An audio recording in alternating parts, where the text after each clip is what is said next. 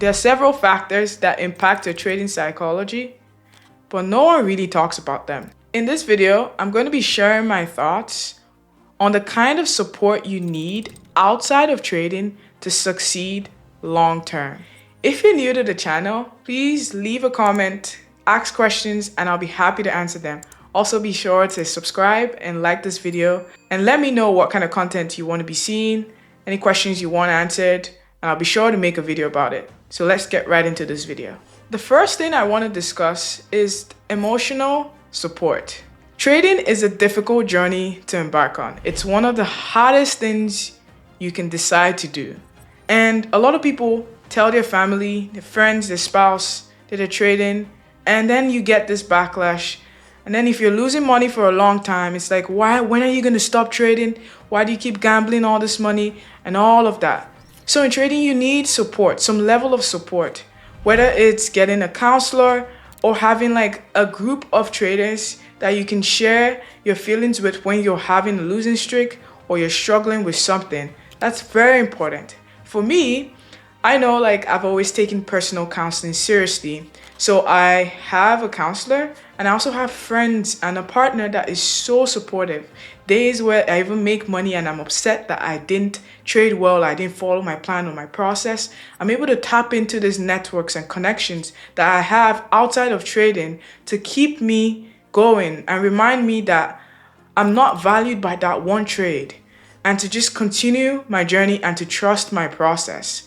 So having a key support system outside of trading, if your family members don't support you, it's tough, but like find people that will, because you need that to succeed. Imagine like losing money consistently and then your family and your loved ones don't support you.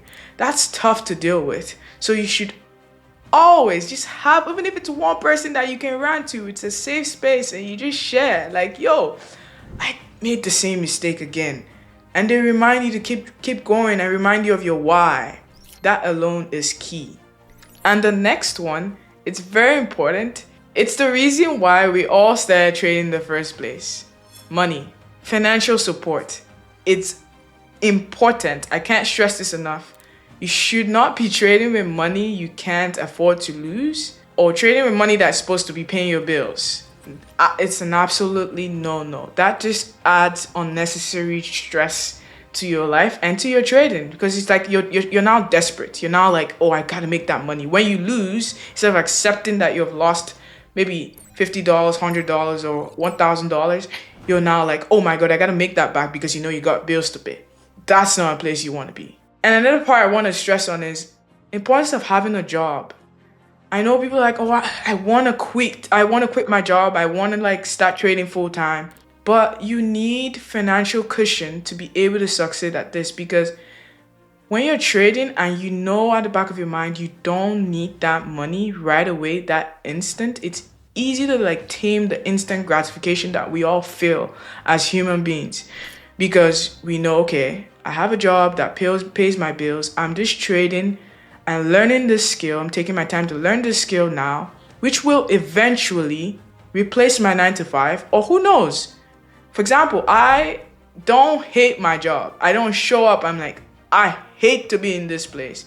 And that's what makes it tolerable, and I'm able to like at least focus on my process in trading.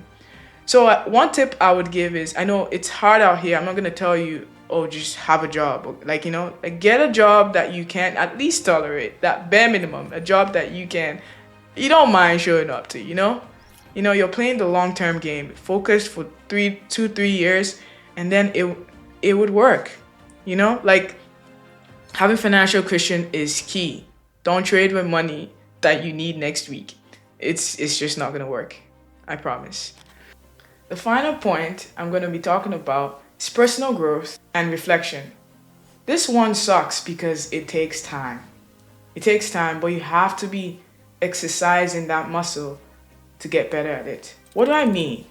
If in your real life, people around you tell you, hey, you struggle to take accountability, it's always everybody else's problem or everybody's wrong but you. You're never able to be like, yeah, I was wrong actually. I messed up. How can I be better?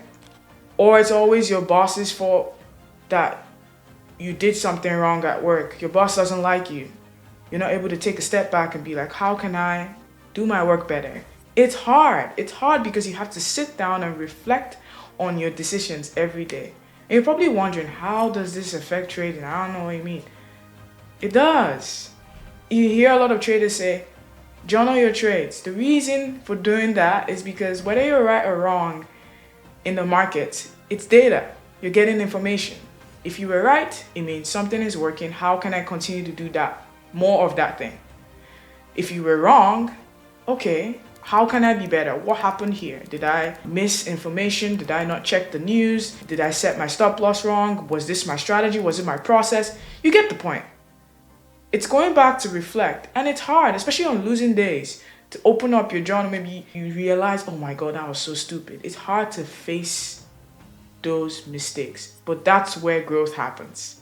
Growth doesn't happen when you're seeing success and you're winning and you're winning. Growth happens in the things that are hard to deal with, the things that are hard to face. So take it easy. Personal growth and reflection takes time. It's something that you have to continue to sharpen as you develop and as you grow in this game. For example, I journal every day, no matter how hard it is. Sometimes I'm not even able to type, but I'm like, okay, let's record this. Whatever I'm saying, like, it's just like a brain dump, because you need to get it out and find out what's working and what's not working very fast in order to succeed. Because for some people, it could actually take them 5 years, 7 years. And if you go back and ask some successful traders that have made it, that are verified and profitable, they will tell you journaling and reflecting has really helped them level up. It's important. It's a non-negotiable. So please, if you're someone that struggles to take accountability, make that number one on your list of things to work on, because it's key.